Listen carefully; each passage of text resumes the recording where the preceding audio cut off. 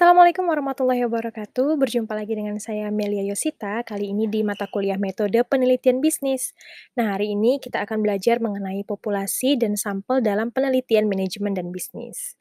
Jadi ada beberapa topik bahasan yang akan kita bahas pada hari ini. Yang pertama ada populasi, ada sampel, dan ada teknik sampling atau sampling teknik. Yuk kita bahas yang pertama dulu ya, yang untuk populasi. Nah, populasi ini atau population adalah keseluruhan kelompok orang, kejadian, dan benda yang menarik perhatian peneliti untuk dilakukan penelitian. Artinya, penelitian hanya berlaku untuk populasi yang dipilih saja, bukan secara generalisasi. Sebagai contohnya, peneliti ingin mengetahui persepsi masyarakat Kota Pontianak mengenai electronic money atau e-money ya, sehingga populasi penelitian tersebut adalah seluruh warga Kota Pontianak. Jangan lupa untuk mencantumkan jumlah warga Kota Pontianak yang datanya bisa kita temukan di website Badan Pusat Statistik Kota Pontianak. Baik, untuk yang dipopulasi sudah kita pahami ya. Nah, sekarang kita lanjut lagi kepada sampel.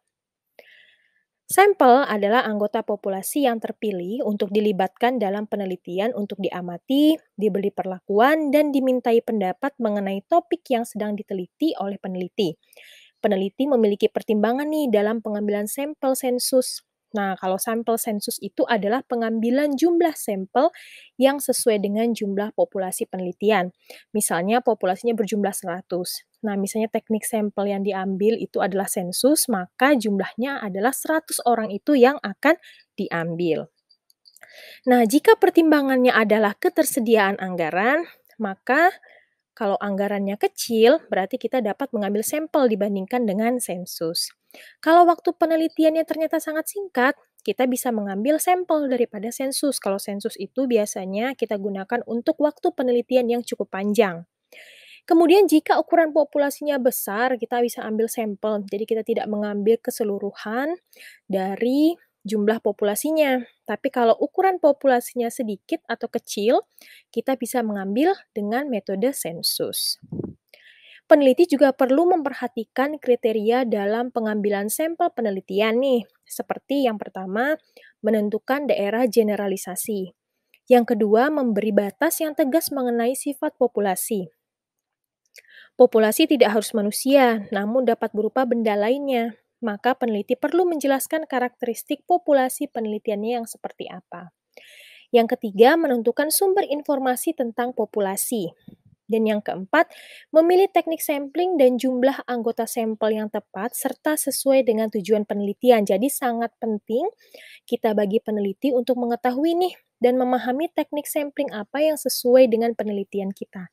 Jadi saat misalnya ditanya, kita jawab, kita bisa memberikan justifikasi mengapa memilih teknik sampling tersebut.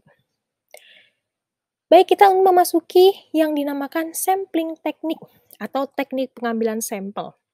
Agar sampel yang diambil dapat mendekati karakteristik populasi, maka pengambilan sampel juga harus mempertimbangkan keterwakilan populasi penelitian.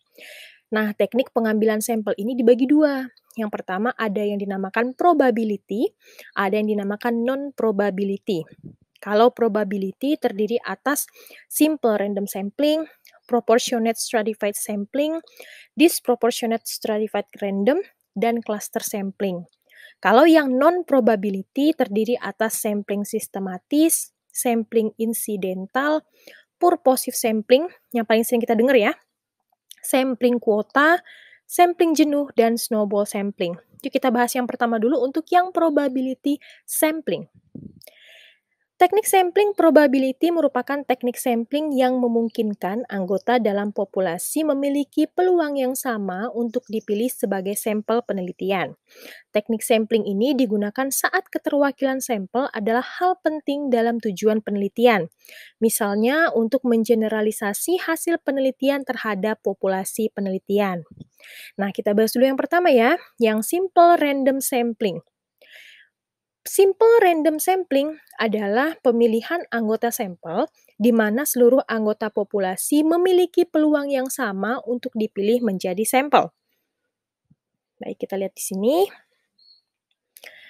Jadi, semua anggota populasi itu punya peluang ya untuk dipilih menjadi anggota sampel. Kelebihan menggunakan simple random sampling adalah kemudahan dan kecepatan dalam memperoleh informasi yang diinginkan. Namun kelemahannya adalah terkadang peneliti tidak mendapatkan data yang lengkap dari populasi penelitiannya. Kemudian yang kedua ada proportionate stratified sampling, yaitu pengambilan sampel atau pengambilan pemilihan anggota sampel dari populasi yang bersifat heterogen atau terdiri atas kelompok-kelompok bertingkat secara proporsional. Kelompok bertingkat ini termasuk strata sosial, kelas sosial, hingga lapisan sosial di masyarakat. Contohnya kelas pegawai negeri sipil. Kelebihan menggunakan proportionate stratified sampling adalah anggota sampel penelitian lebih representatif dan sesuai dengan tema penelitian. Namun, kekurangannya adalah peneliti memerlukan usaha lebih untuk mengenal karakteristik populasi penelitian tersebut. Yang ketiga, ada disproportionate stratified random. Nah, ini adalah yang tidak proporsional ya, di mana pemilihan anggota sampel dari populasi yang bersifat heterogen atau terdiri atas kelompok bertingkat namun kurang proporsional. Contohnya, peneliti ingin mengetahui motivasi kerja karyawan perusahaan XYZ yang terdiri atas 1 orang lulusan S3, 3 orang lulusan S2, 25 orang lulusan S1, dan 30 orang lulusan SMA. Meskipun tidak proporsional dari segi jumlahnya, namun keseluruhan jumlah karyawan tersebut dapat diambil sebagai sampel penelitian. Dan yang terakhir di probability sampling adalah cluster sampling, di mana ini adalah pemilihan anggota sampel yang merupakan kebalikan dari sampling yang sebelumnya, yaitu yang stratified ya, di mana peneliti ingin memperoleh populasi yang relatif lebih heterogen. Kalau yang tadi kan yang stratified itu kita mencari agar lebih homogen.